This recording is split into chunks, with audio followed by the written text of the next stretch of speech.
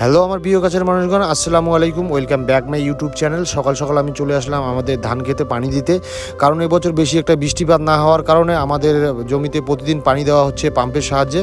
আমাদের ধান খেতে পানি হতে 1 থেকে 1.5 ঘন্টা সময় লাগবে, তো ততক্ষণ আমি এখানেই বসে থাকবো যতক্ষণ না পানিটা পুরোপুরি হয়ে যায়।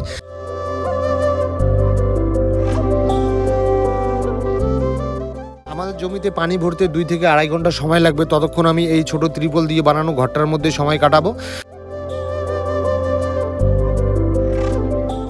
ফাইনালি 2 ঘন্টা পর আমাদের জমিতে পানি দেওয়া কমপ্লিট। তারপর আমি পাম্পটা বন্ধ করে সোজা চলে যাব হারার দোকানে, কারণ হারা আমার কাছে কিছু টাকা পাবে, তো সেই টাকাগুলো দেওয়ার জন্য তার দোকানে চলে গেলাম।